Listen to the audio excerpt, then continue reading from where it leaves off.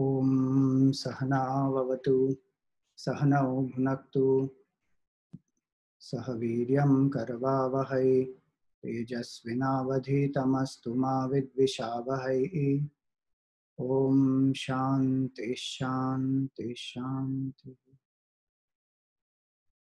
ओम सदाशिवसमारंभां शंकराचार्यमध्यमाम् अस्मदाचार्यपर्यन्तां वन्दे गुरुपरम्पराम्। समस्तजनकल्याणे निरतं चिन्मयं भवेद्वरम्।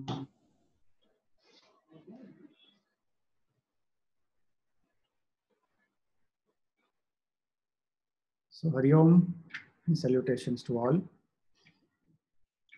We have seen the introduction of Guru Stotram and we saw different meanings of the word Guru, why a Guru is required, and we also saw about the different categories of Gurus.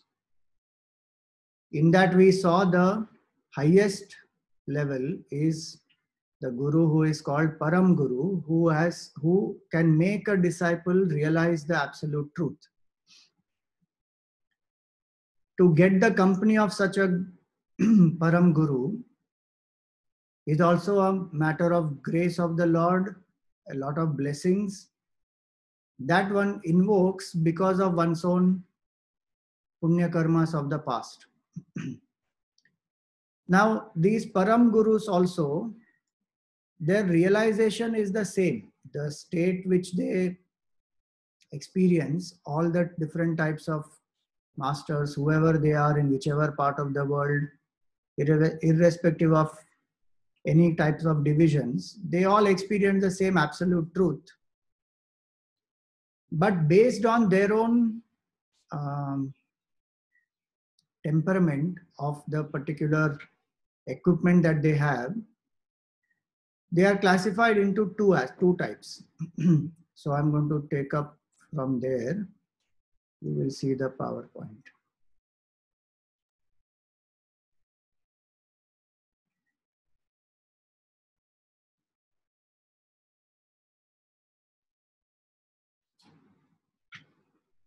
So who is this Param Guru?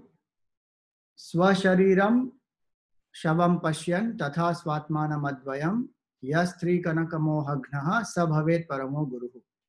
So this is one of the slokas describing that Param Guru, that one who has gone beyond the body identification, one who realizes oneself as the self, and who may even treat the body as a corpse, meaning doesn't give much attention to the body, doesn't live at the body level, and who is free from any kind of attachment to pleasure, wealth, etc. That person is a Param Guru. Now, two types of gurus that we were speaking about are Mauni and Vagmi. These are the two types of gurus. So, Mauni and Vagmi, Mauni means one who is quiet, who is silent, who doesn't speak.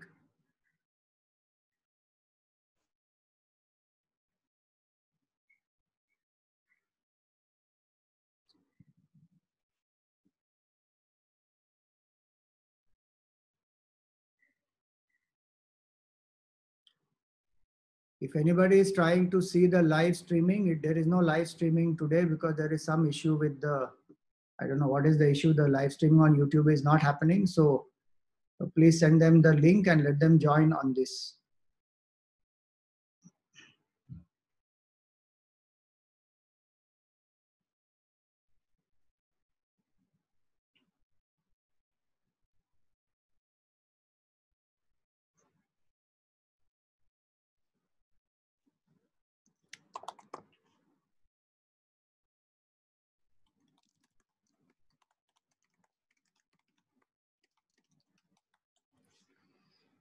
So two types of gurus in the category of Param Gurus. One is Mauni, one who has become completely silent and still, who will not speak much.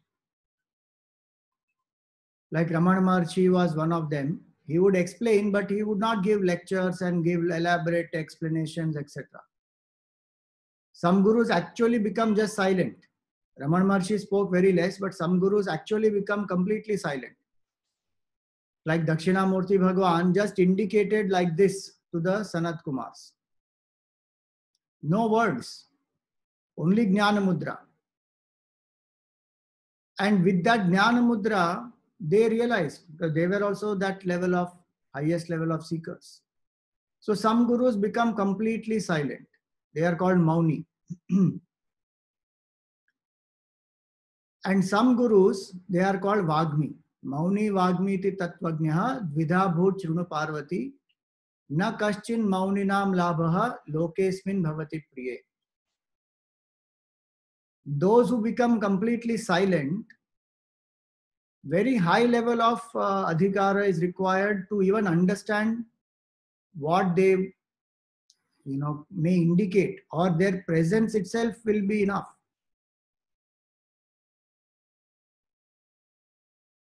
Because as I said, the teaching is not from the lips to the ears, it is from the heart to the heart. So if there is a student who is ready, the student will realize in the presence of the teacher only. The teacher doesn't even need to open the mouth. Oh, but then why should the student come to the teacher? That is also not necessary if you think deeply. If the tuning has happened between the teacher and the teacher can be anywhere, student can be anywhere.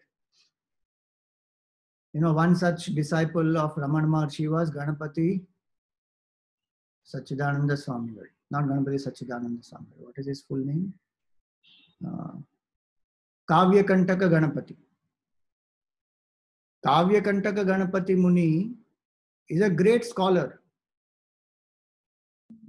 Only in the presence of Bhagavan, many of his doubts, etc., got resolved. And then he went. He was far away somewhere, Ramana Maharshi is far away somewhere, but their tuning is such that Kavya Kantak Ganapati Muni keeps getting the intuitive understanding, knowledge, and whenever he has confusions, it happens because the tuning happened. So such people are very rare. The disciple also is very evolved, and the master is able to reach such disciples. For the common person, one needs a guru who is a Vagmi, who speaks, who elaborates, who explains, and comes to the level of the student. So, Vagmi Tatkata Samsara Sagarottarana Kshamaha. That person has the capability to take this disciple across the ocean of samsara.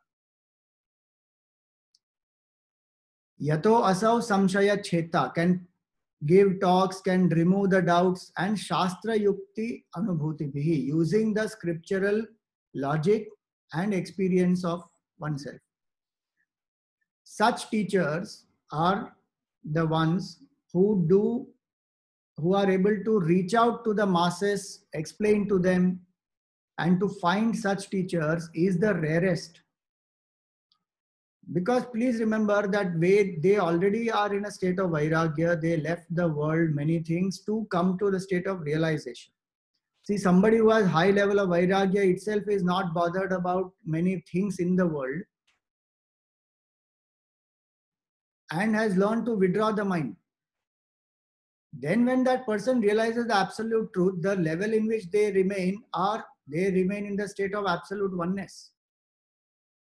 We may say some prarabdha karma of that body and that person is able to go out and share knowledge, etc. But such people are very rare because many of them remain absorbed in the state of quietude.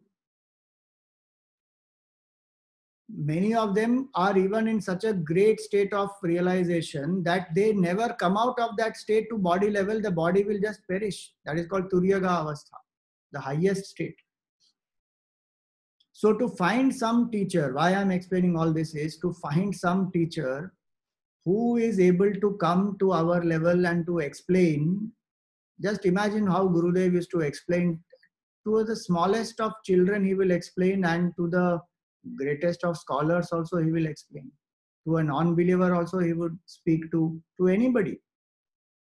So to find somebody like that who can give knowledge based on the scriptural understanding and not some new age philosophy, time-tested wisdom, using that, anchoring in that to come down to our level and to speak, that's a very, very great blessing. And it is in Guru Stotram, we find both these types of teachers, they are glorified. Meaning the one expresses gratitude to both of them, because even a teacher who teaches through silence is no lesser than a Vagmi. Both are same in their realization. Only thing is the masses are able to benefit more from the Vagmi. And so here it is that Gurudev explains a very beautiful thing. He says in this video that you will see, that how why does a master come down and speak and share? Why can't they remain in that state? Why don't they just want to remain in that state of absorption? So very nice one from the Gita. Gurudev gives this talk.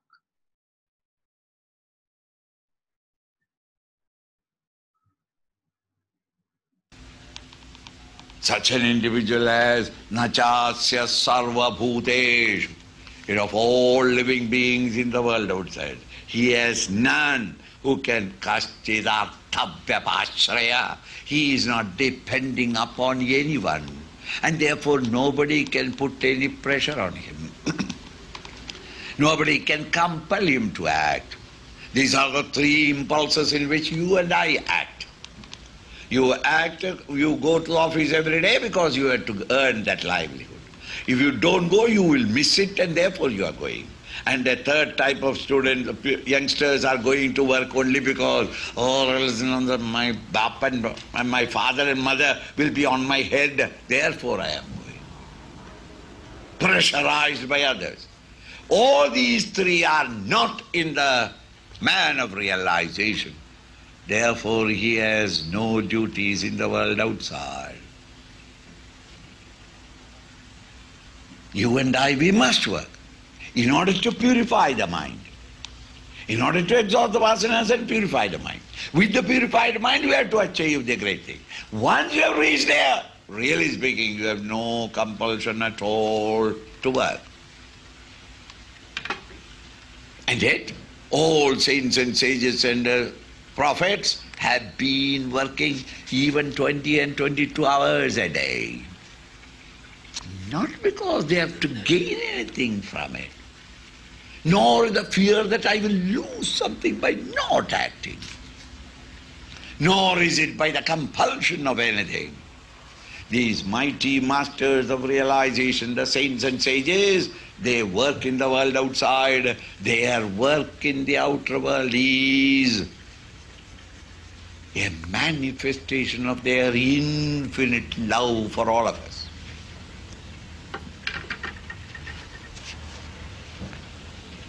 Out of sheer love, they come back again into this world to guide and lead someone, because they feel so grateful that their teacher has removed all their confusions in the mind.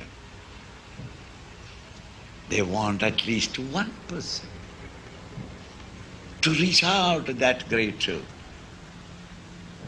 as my presentation or my Guru Dakshina to my Guru. They are doing it out of their infinite love for the people, for the living beings.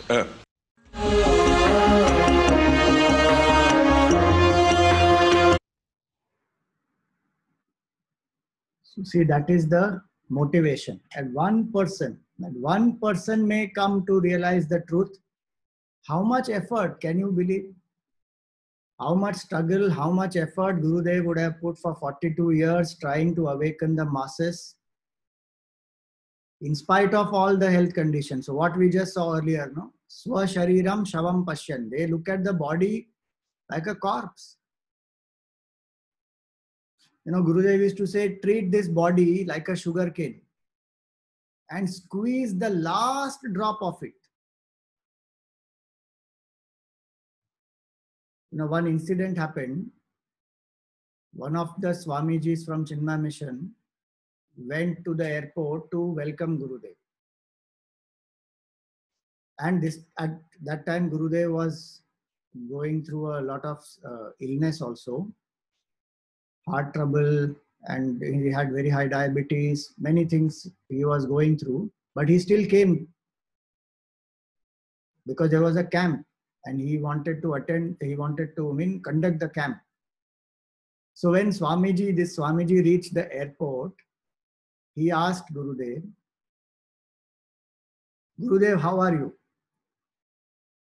You know what was Gurudev's reply? He said, shh, she will think she is very important. Don't ask. This was his reply. What would you and I reply? Oh, I'm not feeling too well, or something we will tell about the body. But what was his reply? You just see. She will think she is very important. She, this body is looking at and is saying she, meaning this is Prakriti, I am that Purusha, and this Prakriti is going to think it is very important. So they live in that vision. And one person, this Gurudev has said, not only in the lecture, of the lecture also, when some people have asked that, Swamiji, why are you struggling so much? Why so many projects and why so many things that you are taking up? Now, why don't you rest? He used to say, sometimes he used to say this, if one person comes to awaken to that truth, it is my Guru Dakshina to my Guru. So now such a Guru, the disciple, whether one has found a Vagmi or one has found a Mauni, this Guru Stotram now is explaining these different aspects of the Guru who has come to awaken, who has awakened this disciple, or the disciple feels gratitude and is speaking about the glories of the Guru and saluting the Guru. So we take up the first verse, we enter the text. Everybody needs to keep their videos off, please, because then people's attention goes on to your video and what is happening in the background and all that. So we take the first verse. Akhanda mandala akaram vyaptam yena characharam tatpadam darshitam yena tasmai shri gurave namaha. So, Akhanda Mandalakaram. Salutations to that Guru. Tasmai Shri Gurave Namaha. Salutations to that Guru, one who has given me this vision. Tat Padam Darshitam Yena. What is the vision? Who made me aware of that state? What is that state? Which pervades this whole universe. Akhanda Mandalakaram. This entire universe is pervaded by that one reality, Vyaptam Yena Chara Achara. And this whole universe is categorized into two, moving and non-moving, meaning sentient and inert. That one reality which pervades this entire universe, one who has given me the vision of that reality, my salutations to that great teacher. So now, this is the meaning of the verse. The basic simple meaning of the verse is this. Now going into the deeper aspect, that what does this verse say? When we look at this whole universe, do we look at this whole universe as Akhanda? We look at this universe only as Khanda Mandalakara. It is all divisions. And all different types of divisions our mind has. It may be based on gender, it may be based on body, it may be based on, color of the skin, it may be based on economic status, it may be based on geography, nationalities, geographical boundaries, economical divisions, so many types of divisions. Species, human being, plant, bird, animal. So we see plurality. Gurudev used to say very nicely, to see plurality is not a big deal, because what do you need for it? Only senses. If I have the senses, I'm identified with the senses, I can easily see plurality. But to see oneness, I need to have that deeper vision. And that vision of oneness is what the Guru has given. Because behind this world of plurality, what is that which is one? If we look at, if we ask that question, what is that which is common in all of us? Because our mind will create divisions. But if we start inquiring into what is that which is one in all of us, if you keep aside whole Vedanta also, what is that one thing that unites all of us if we ask? The basic simplest answer will be 5 elements, because that's tangible, visible. Everything in this universe is made up of 5 elements: space, air, fire, water, earth. So what is the big deal to realize that? But the point here is that though there is oneness in the cause, that all of us at the material level, we are made up of 5 elements. But the permutation and combination of these 5 elements is different in each one. So there is difference. Even though material cause is the same. You know, like Gurudev used to give the example of this coffee. So coffee is made up of 3 basic items: the decoction, the milk, and the sugar. But even though material cause is the same, every coffee will taste different from the other. And he elaborately used to joke about that coffee. Punjabi coffee, full of milk. You know, Gujarati coffee, very, very sweet. So sugar dabba has fallen into it. Now, South Indian coffee, extremely strong coffee. The coffee decoction is more prominent. So proportion of each of these is different. So the quality also is different. So same way in this whole world, if we say that, you know, we all are one at the material level, then yes, we are one at material level, no doubt. But proportion of sattva, rajas, tamas is all very different. 5 elements and sattva, rajas, tamas, these 3 gunas and 5 elements, when these come together, these bodies are made. But the truth which is there in all, that which is enlivening all, that truth is the same. In that there is no difference. In that there is no, you know, percentage or combination, nothing. That infinite consciousness is one and the same. So that is called Akhanda Mandalakaram. That one absolute truth which is indivisible actually. See, 5 elements also, each form limits the other form. So this computer and this book, they both limit each other. The form limits each other, and hence the qualities also will be different for each other. So each object limits the other objects, each object has different qualities.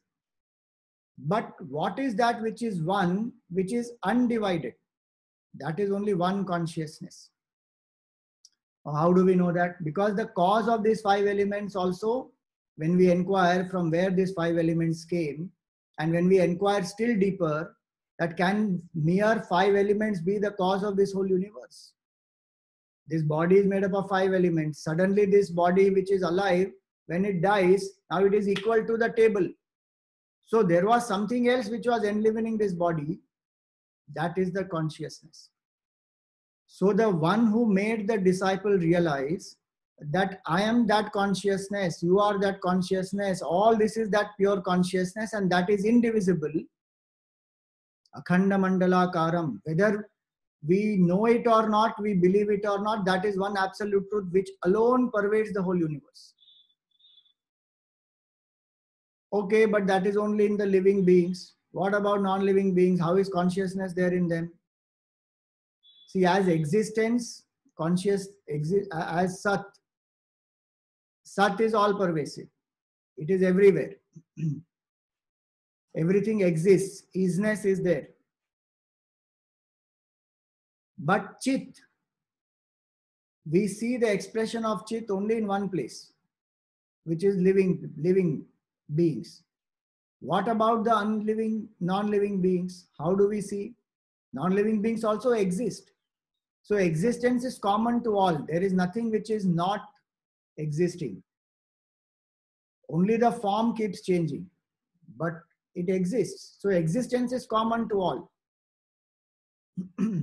Like the table was a, let us say, a wooden table. So before it was a tree, now it has become a wooden table. Then you make it into, let us say, a chair. So the form will change, but the isness in that never becomes is not. So table is, chair is, tree is. So that isness remains common in all, but we are not able to see consciousness as life in the table. So we think that this is conscious, this is inert, chara, and this is chara, this is achara. The inert is non-moving, sentient is moving. Or sentient need not be moving also, like a plant is sentient, but is not moving. So moving, non-moving is a very broad division to indicate actually inert and sentient. So how is it that the inert also has the consciousness? It is not expressing life because there is no subtle body in it, that's all. The quality of subtle body is the ability to reflect life as response. Receiving stimulus and giving a response, that quality is there in the mind. So if we introduce mind in this inert thing in the table, this mind also will start responding. This table will start responding like us. So it's only the equipment is limited, that's all. It's like the electricity through the tube light can give light, and through this music system gives music. The equipment is different, but electricity passing through both of them is the same. Same way, in the inert and the sentient, there is one consciousness. In inert, it expresses only as isness. In sentient, it expresses as isness plus awareness, consciousness. So one who has realized this absolute oneness and who has at least indicated to the student or even made the student realize that state of oneness, to that guru is my salutations. So chara and achara, vyaptam, that one consciousness alone pervades this whole universe. So Sat pervades this whole universe, that is very clearly visible. Chit also pervades the whole universe, only we don't see its expression in the inert. And Anand also pervades this whole universe. Why? Because Sat and Chit are infinite, and that which is infinite has no cause for sorrow at all. And it is experienced by those who have that capability to go beyond the body, mind, intellect. They experience bliss alone. That world, because of which we feel so much of stress and strain and worry and anxiety, and we say, everything is a cause of sorrow. It's all finite, it's all temporary. That same world, these great masters are living in, and they see this whole universe as appearance of absolute bliss. They revel in that bliss moment by moment. So that state of Sat Chit Anand, Tat Padam, Darshitam Yena, one who indicated that state to me. So now see, Gurudev's expression is very beautiful. These are all his, what we can say, they are his way of, it has his signature, it is his style. He would always say God's state of consciousness.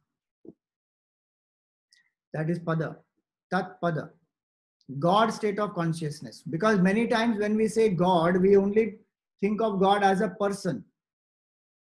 Because that's a common depiction which any common man can relate to. So the moment we say God, only a person comes in mind, whatever form it may be. Or some blank will come as formless. But it is not, it is not limited by any of this. It is a state of consciousness which is called the fourth state of consciousness. Beyond waking, dream, deep sleep, the Turiya Avastha is that state of consciousness. One who has made me realize that there is that pure state of consciousness which alone pervades the whole universe, which is the basis of waking dream and deep sleep, which never gets negated. That state, one who made me realize, my salutations to that great teacher. So this is the basic meaning of this verse, with a certain detailing, that one who makes me realize oneness. Now, one important thing to understand in this, one is the aspect of absolute truth that we saw. The other aspect is, even at the daily life level, why is this vision of oneness very important? This vision of life, vision of oneness, this is the goal of life actually. To experience this oneness is the goal of life. When we say, I want to know what is the goal of life, what is the purpose of life, this is the purpose. To realize this absolute state of oneness is the purpose.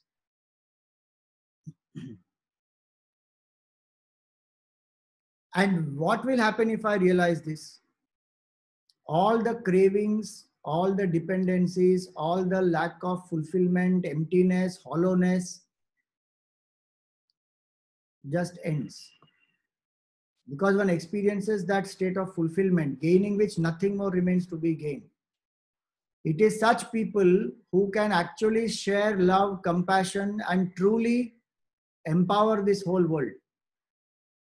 And each of us, our true nature is that. Just that we don't know. So we live in a sense of division, khanda. And the more division we live in, the more sorrows we go through. So from practical standpoint also, if we see, this is a division between ego and consciousness. Khanda mandalakaram is ego. Akhanda mandalakaram is a consciousness. So ego lives in separation and duality. Ego will always want to create separation. It loses its existence in oneness. So it doesn't live in oneness. It will always try to create separation and live in duality. What helps me to break that separation and live in oneness, that will lead me closer to that state. The Guru lives in that state of oneness. Highest level of oneness is what Vedanta speaks. Think about it. It is not even saying that we all are living beings. There can be oneness at different levels. We can say that, simplest level, we can say we belong to one family. If I have that vision of oneness at family level, then I will live in harmony with the whole family. The interest of the family, the well-being of the family comes before me. And if every member of that family has that vision, there is so much of love, so much of bonding, there is so much of understanding each other, trust, respect, all that. When this unit is not there, when this vision of oneness is not there, then as the Gita says, Mamakaha Pandavaha. These are my people, they are Pandu's people. They both belong to Kuru dynasty. They are one family. But when that vision is not there, then we create divisions. In the family itself, there will be, these are my favorite, these are not my favorite, I don't like them, I like them, and then Raga Dvesha starts. So the ego thrives on this kind of divisions. So at a family level, oneness can help a lot if every member feels that way. In a company, in a team, in a sport, anywhere where teamwork is involved, where everyone aligns together, there is a vision of oneness, then one comes together and works, putting aside all differences. As a country, these are all different levels of oneness. As a community, we as Hindus, we don't have that strong sense of bonding, that we are Hindus. So many are ashamed to even say, I am a Hindu. So as a community, as a country, as the whole world, one family. Still higher, all the living beings. So not only all human beings in the world, but all the living beings. Then why will I be violent to anybody? How can I kill? How can I destroy? How can I eat somebody, some living creature? If I cannot give life and I feel pain when even a little pin is poked in me, I feel pain. And I can slaughter and eat without feeling any remorse. Because the sense of oneness, identification is not still developed. Slowly, as that vision of oneness develops, one will become more sensitive, more compassionate, more kind. One will change many things in one's personality. So even to this level that all are one as living beings is a great level. Vedanta goes one step ahead in that. It says not only all living beings, but non-living and living both are one. Just see how humbling that is. That a stone and a human being are one. From existence standpoint, the existence in the stone, in the ant, and in the human being, existence is same. Only their equipment are different, that's all. And Vedanta teaches us that I am not the equipment. So the deepest vision of oneness is this Vedantic vision of oneness, and it breaks all boundaries. Think about it, how much exploitation, violence, etc. has happened in this world, and even today continuously happening because of this division of division at every level. Psychological division. So ego thrives on that. How many wars have been fought, how many people have died, how much exploitation happens, whether it's on caste, community, creed, gender, anything. Because superiority and inferiority comes. So ego thrives in this kind of duality and division. Where we break down all and start seeing the vision of oneness, we come closer to realizing our true self. So Khanda Mandalakaram is this ego, separation, duality, likes and dislikes, strong likes and dislikes. Master is one who has gone beyond likes and dislikes. Attachment and aversion. Ego will live in attachment and aversion, and it will disguise attachment as love. It will justify aversion as necessary to protect myself. But the higher way of life is to live in detachment and love. The greater my attachment is, greater will be my sorrow. Attachment is directly proportional to sorrow. And that sorrow comes because of this false identification. Ego will go on resisting. It doesn't like certain things. Why this COVID had to happen now only? I made so many plans to go to USA and study in this university, and I filled up and all that happened. Now COVID happened now. It is uncomfortable, there is no doubt. But then ego will feel that also, and maybe natural to certain extent. But if I am a spiritual person, then I will learn to accept, okay, it happened. Let me see what best can be done now. How much can I crib and complain? That's not going to change the situation out there. So one who lives more and more in acceptance, and acceptance is no complacency. Acceptance is that this is what it is. Now what next and how best can I respond? That is acceptance. So ego lives in resistance. Ego lives in discrimination, exploitation, and violence. No, Swamiji, I don't believe in violence. I'm a very non-violent person. I don't hit anybody. I've not even killed a mosquito till now, which is very good. At physical level, one may not have done anything, possibly. But violence is not only at physical level. It is at verbal level. It is at emotional level. It is at intellectual level. The ego likes to hurt. And it sometimes gets a strange pleasure out of it also. Gossiping about somebody also is violence, actually. Abusing somebody is violence. Plotting somebody's downfall is violence. So many of these, the ego indulges in violence and it gets a kick out of it. And either one may say also, Swamiji, I gave that person a piece of my mind, Next time that person won't dare to come in front of me and talk to me like this, Gave it back. With a lot of pride, one says.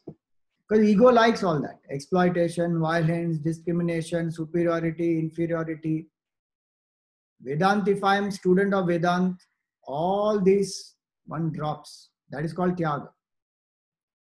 The Guru who makes one realize all this. Just imagine how much grateful the student will be to that teacher who makes this disciple understand that all this is worthless. This division and resistance, exploitation, violence, where does it lead to? Nothing. Just nothing. Only it can give more negative karma and more bondage. If one limitation we come out of, one impurity we come out of, how much stronger we feel, how much more liberated we feel.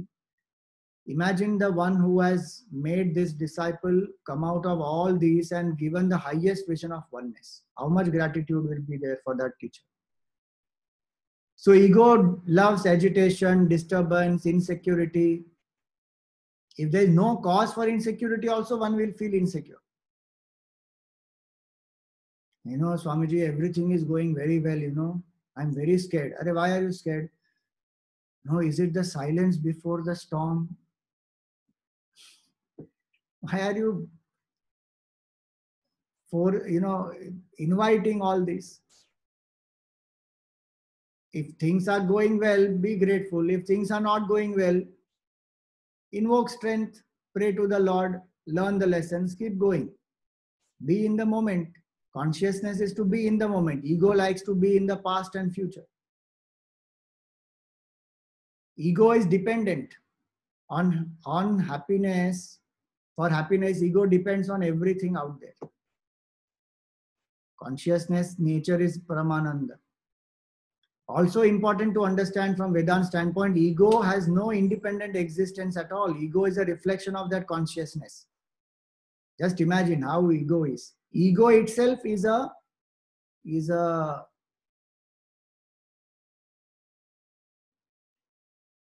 insubstantial entity posing as though it is real. So I don't even need to be having any false pride or having, putting on a false mask. The very fact that I think I am the individual itself is false pride. Why? Because that reflection of consciousness has no independent existence, like the sun and the reflection. Now the reflection thinks it has its own light and there is nothing called the sun. That itself is false pretension. It doesn't have any light of its own. Further, this ego then pretends. One is not somebody, but one wants to portray one image.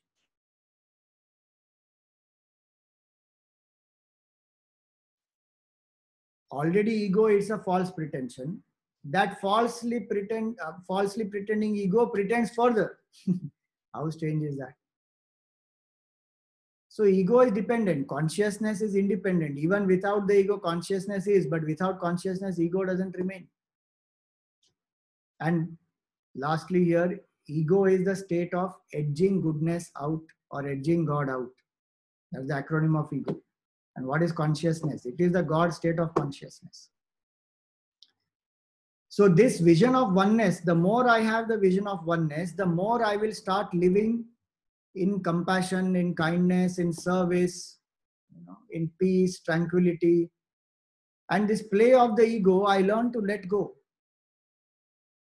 If I have to take a hard stand, I may take. But where I have to forgive, I will just forgive. I will not think twice. The other day I was seeing this movie Invictus. Maybe some of you have seen it.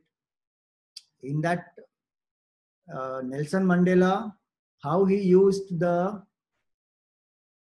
sport, rugby, to unite the people in South Africa. After apartheid, when he was released, and he became the president of the country, there is a lot of resentment and anger in the people there, the natives there, against the oppressors.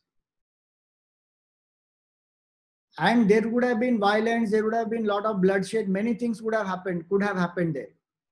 But Nelson Mandela, he takes a very strong stand.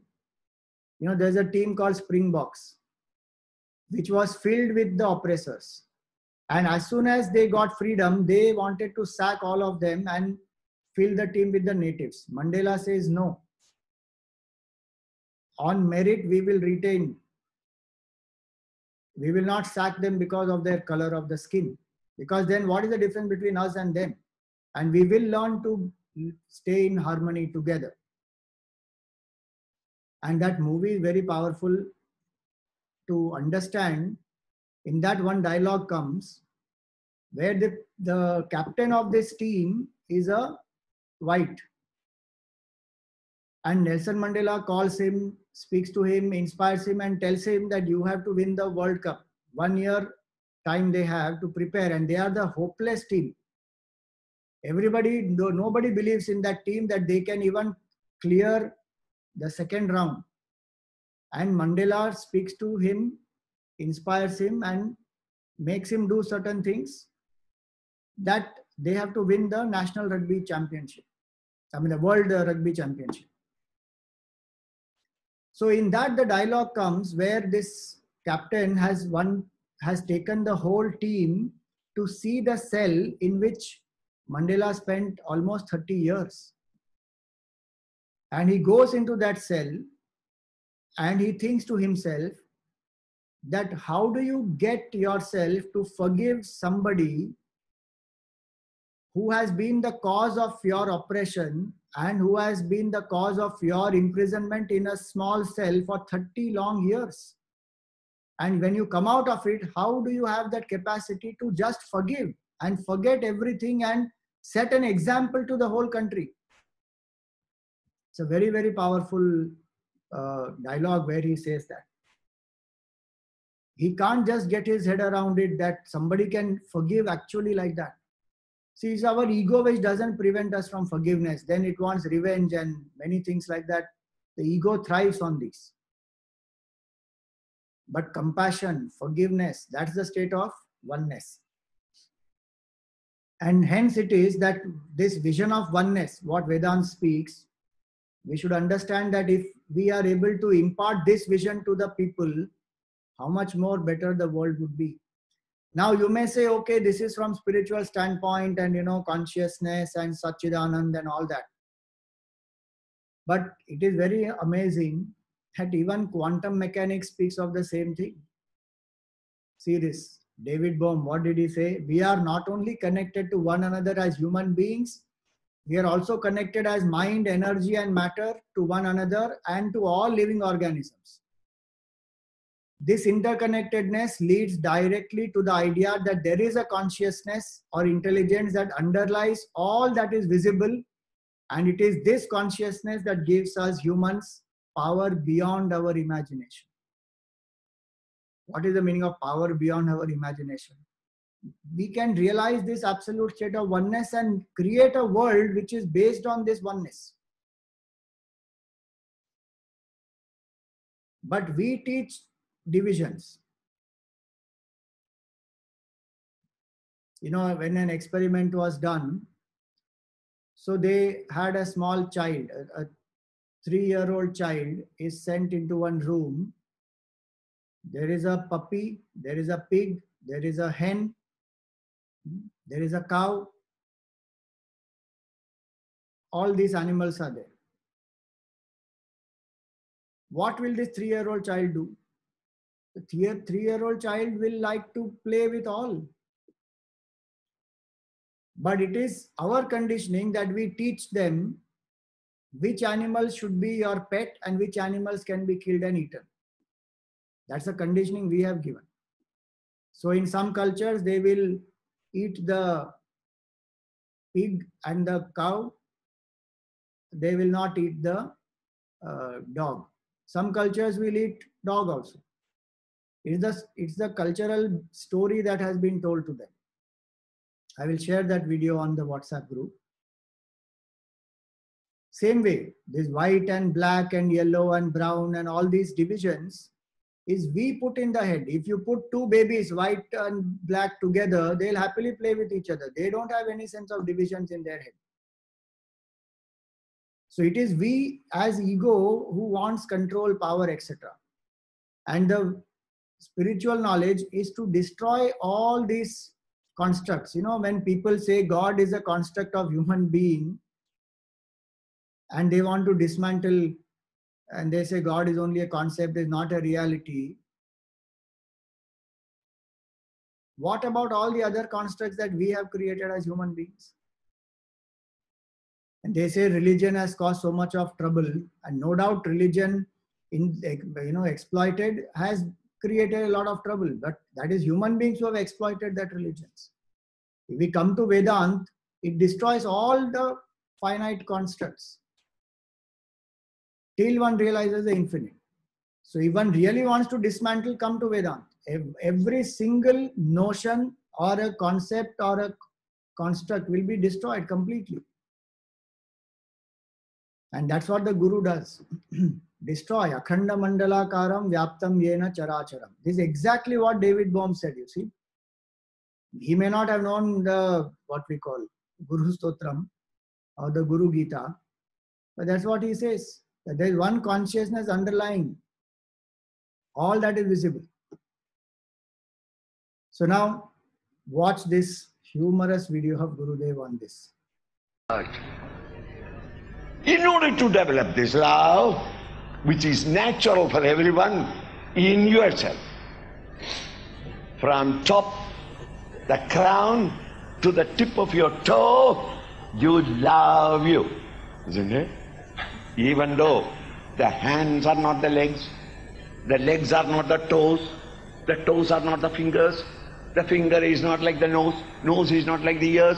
Every part is different in shape, in name, and in function. What the eyes can do, the ears cannot do. What the nose can do, the tongue cannot do. They have got different functions. What the hands can do, the leg can never do.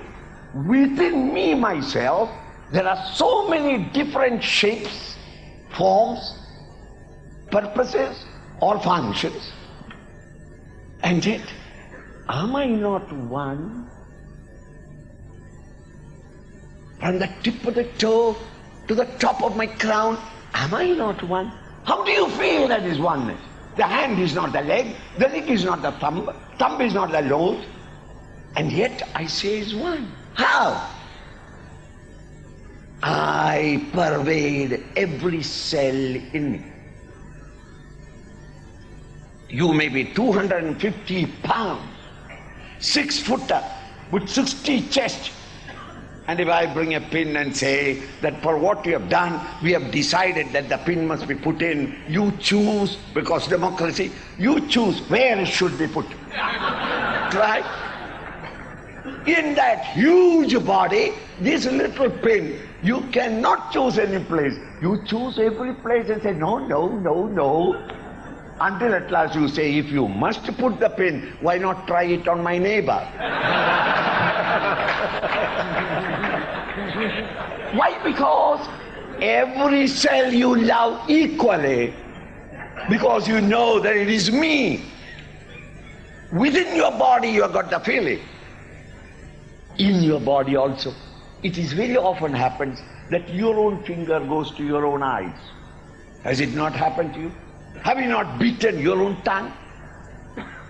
Even if you are the Chief Justice of the Supreme Court, sense of justice, will you say that this finger unnecessarily went and hit the eyes? The eyes was always serving the finger whenever it was doing any work. It's unprovoked aggression. Isn't it? Like Sadat, let us go and chop off the finger as an example for the entire body politic, that there must be discipline in the body. Will you say that? When it is your own finger that goes to your eyes, immediately all the 5 fingers together as a committee goes to the eyes and start rubbing it, and then silently saying, I am sorry, I never meant it. Isn't it?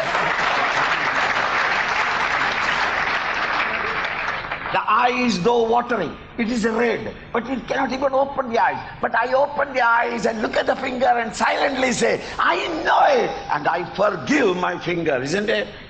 Supposing it is the finger of the man who is sitting next to you came in your eyes. Your sense of justice is cut his finger off. Let him learn how to. Why? He is something different from it. My friends, when you start really analyzing it, the whole world is your body.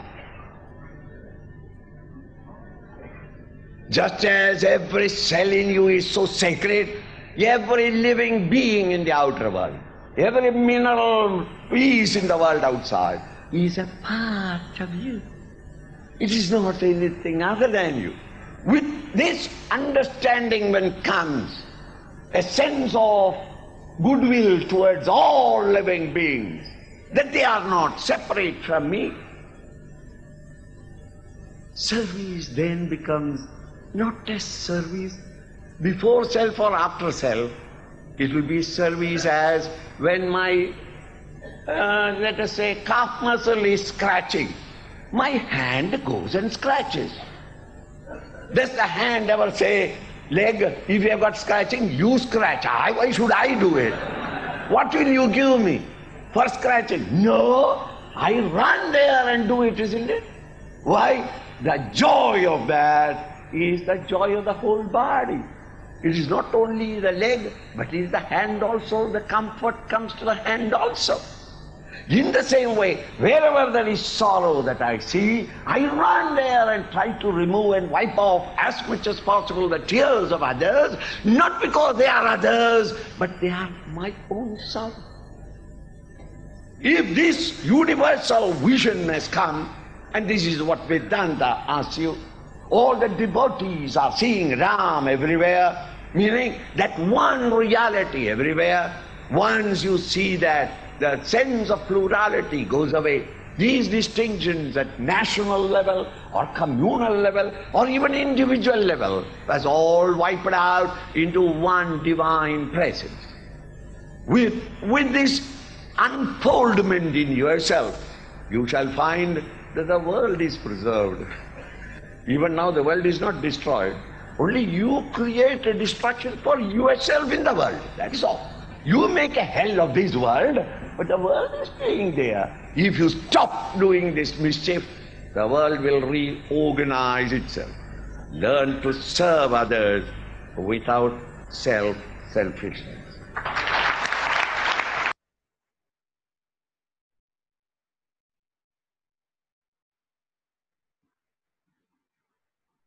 So that was Gurudev in his inimitable style, sharing about the vision of oneness and how beautiful example of the whole body he gave. Same way, if we see the whole world as our body, we will live with that vision of oneness, with love, compassion. You know, the Hindi couplet says that Tujhme Ram, Mujhme Ram, Sabme Ram samaya hai. कर लो जग में प्यार सभी से, कोई नहीं पराया है.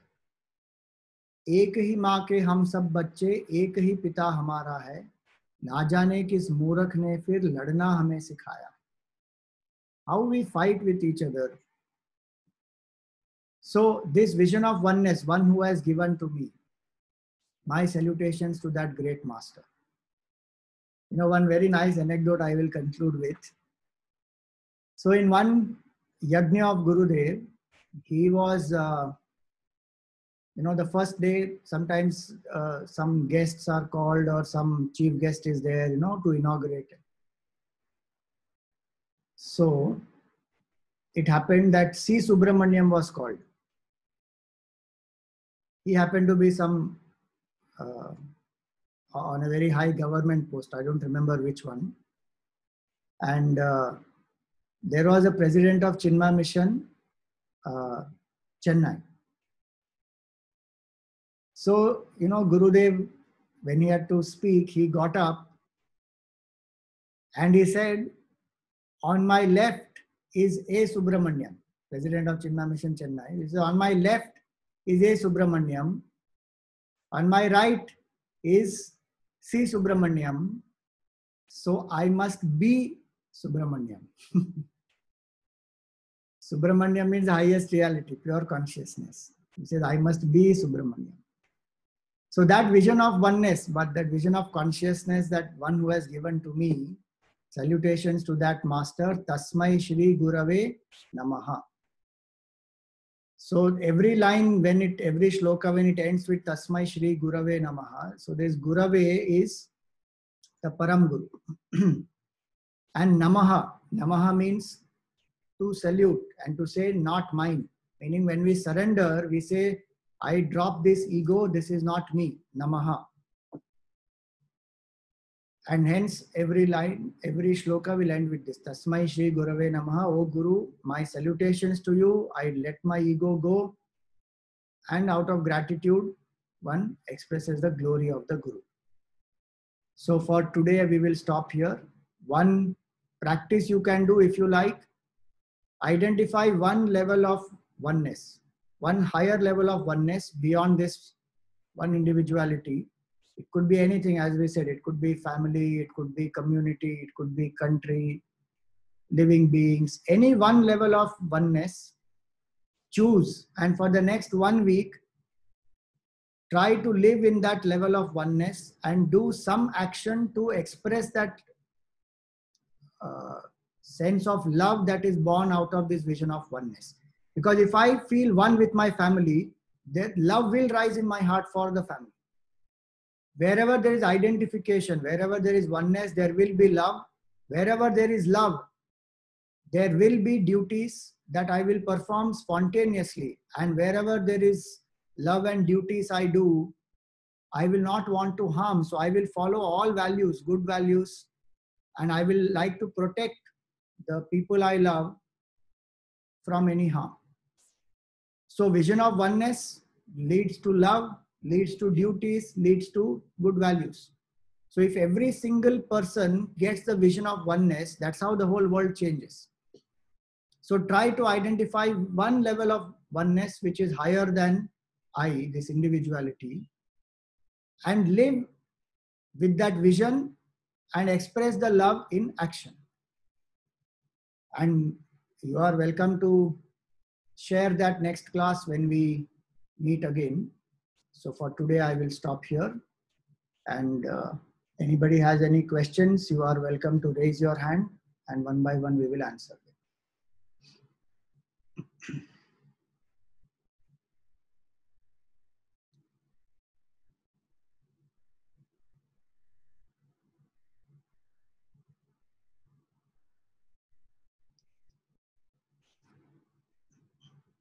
Okay. So no questions, we will conclude. Om Purnamada Purnamidam Purnat Purnamudachyate Purnasya Purnamadaya Purnameva Vashishyate. Om Shanti Shanti Shanti. Harihi Om Shri Gurubhyo Namaha. Harihi.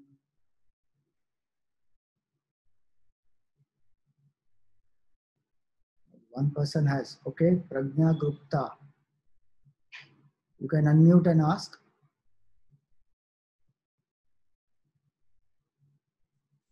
Hari Om Swamiji. Yes, Hari Om. The journey to anywhere is always more interesting and exciting than the destination itself. Mm-hmm. So when we talk about realizing oneness, again, the seeker is probably having better understanding or better journey towards seeking the oneness than actually attaining the oneness. Because I believe even after you attain the oneness, you still have a form. You may not become formless. So why does one want to attain oneness anyway? First of all, this statement has a limitation. Journey is always more interesting than the destination is applicable in situations where the destination and the traveler are different. Number one. Number two, the journey is not necessarily always more interesting than the destination. That's an assumption that is there. Destination definitely is many times more inspiring than the journey, that is also possible, because if the destination is not that inspiring, I may not overcome the obstacles and challenges on the way. So that is one thing to understand. And also in the case of realization, it is not a destination that I have to attain which I don't have. The destination here is apparent destination. There is only the realization that I am not this body, mind, intellect at all. I am the infinite consciousness, which is my state even right now. So it's not that I become that consciousness. So Vedantic journey is actually not a journey, really speaking. It's like, what is the journey between the dreamer and the waker? There is no real journey. The dreamer wakes up to realize, I was the dream waker all the time. This whole dream thing is a myth. It never happened. So in this case, the incentive to realize is the fact is that my nature is infinite. And I'm just not able to understand that, experience that. And the reason why I'm not experiencing that, the next shloka comes to. The ignorance will speak about that. But the problem that this state has caused me is so much more that I want to realize the absolute truth. That what is my true self? Because living as an ego, we saw, no, so many problems are there for the individual as well as for the society. So a person who has carefully examined life understands that there is only one solution, is to wake up to the realization that my nature is infinite and this whole universe is appearance of that one thing. And so for that person, the destination is what has to be discovered as one's own true self. And one will really strive to experience that. Other part of your question was that, after realization, one need not become formless. One doesn't have to become formless. As long as the body is there, the body will be there. It's just that one realizes this body is not me, it's an equipment. Like we know that I am different from the phone, I am different from the computer. That way, one knows that I am different from the body and I am that infinite consciousness enlivening all the bodies in this world. So in that sense, one has already attained oneness with that which is formless. But the form may still remain till whatever karma of that form is there, then it will drop. Yeah. Okay. Thank you, Swamiji.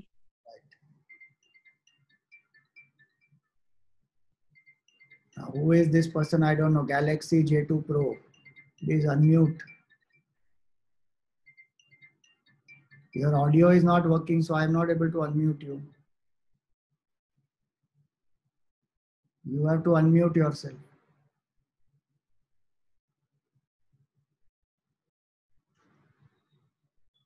What is subtle intelligence? Is it proportional to purity of mind? If you say intellect, subtle intellect, if you mean, then purity of mind leads to subtle intellect. Subtle intellect means that intellect which is able to think on subtle aspects like space, consciousness, what is beyond body, mind, intellect, which is able to grasp, which has become so sharp and subtle by proper study, reflection, etc., that is able to grasp something which is very not easy to grasp by common concepts, like common concepts which cannot be grasped. So that is subtle intellect. And purity of mind is that mind which has selflessness, which has overcome selfishness and the 6 impurities, kama, krodha, lobha, moha, mada, matsarya. And both of these are necessary. They are not equal. There could be people who are very great scholars who have a subtle intellect but need not have purity of mind. But one who has purity of mind is the person who will be able to realize the consciousness and the self. Subtle intellect is required for a person walking the path of knowledge. But that's not necessarily a qualification. Only subtle intellect is not necessarily a qualification to realize the truth. Of the two, if one has to choose, purity of mind is most important. And if I'm walking the path of knowledge, then subtle intellect plus pure mind both have to come together. And if I'm walking the path of devotion, purity of mind one cultivates through devotion, surrender, etc. The Lord makes that intellect of that person subtle enough to realize oneness. So in that way, the connection is there between both, and they are not just equal.